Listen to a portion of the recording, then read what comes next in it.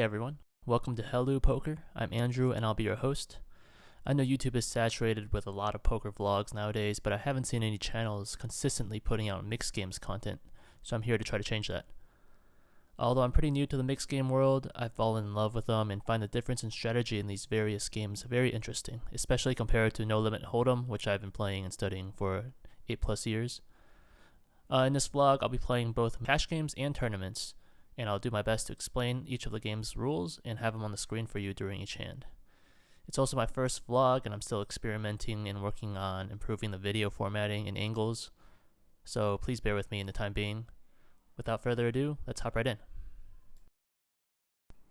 We're at the Texas Card House in Houston, playing 30-60 mix 7-handed. We're starting it off with some Limit Big O, which is 5-card PLO high-low. Blinds are 15-30. Under the gun +1 opens to 60, and we pick up Ace Ace King Jack 3 double suited to the ace in the hijack, and we put in the 3-bet to 90 with a premium holding. Everyone folds and the original raiser calls. The flop comes Jack 8-4 all clubs. We drill the nuts and the second nut low draw with Ace 3. Under the gun checks, we bet 30 in the spot and he calls. Turn comes a non-board pairing, non-low completing 10 of diamonds. The opponent checks and we bet 60 and we take down this $285 pot.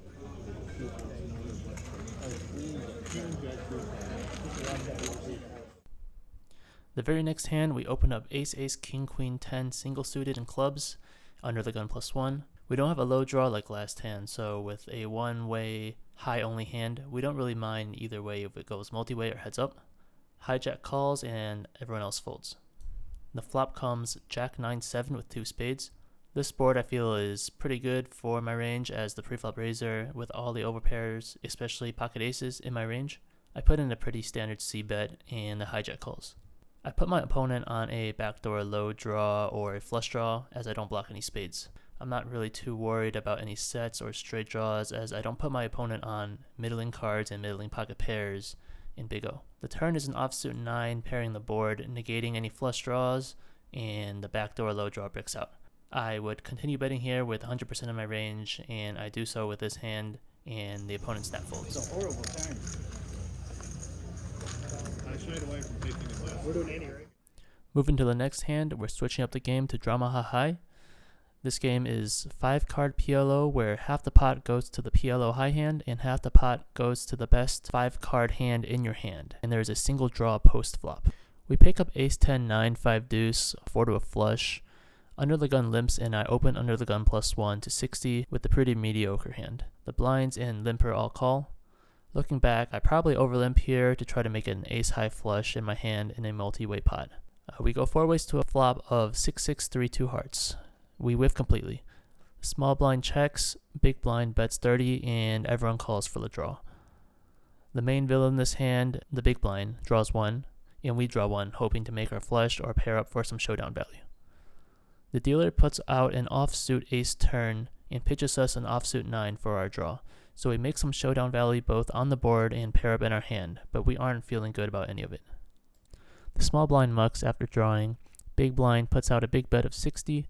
Under the gun folds, and seeing as the pot is so large now, I'm heads up and I'm a fish.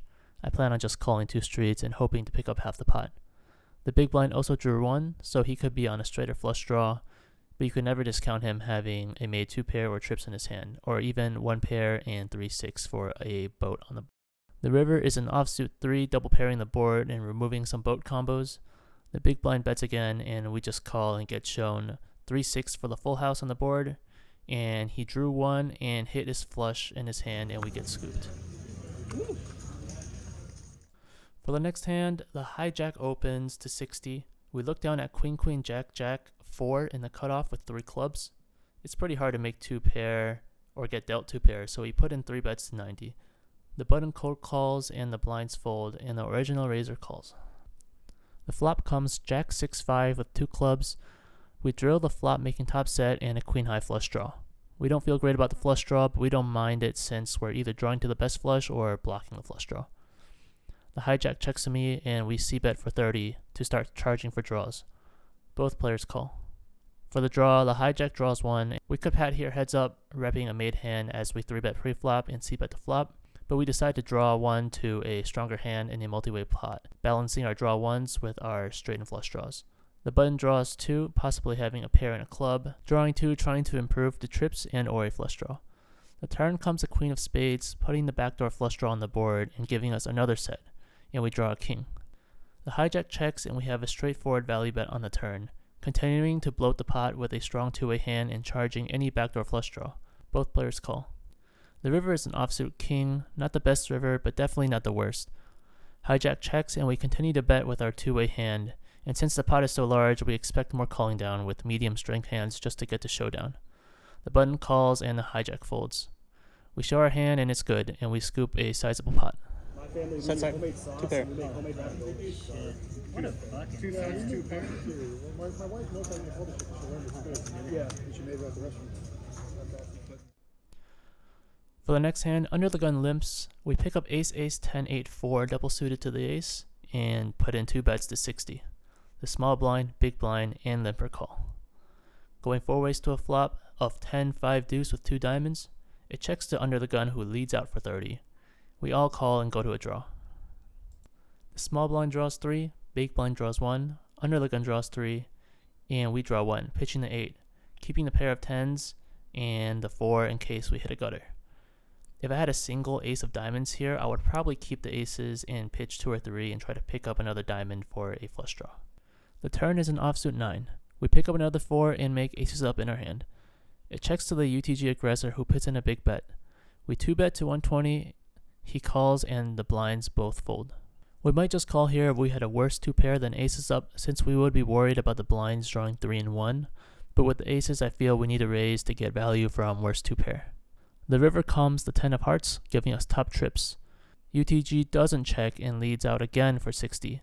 We could go both ways here, but when he leads out on the flop, turn, and river, we aren't getting scooped here very often.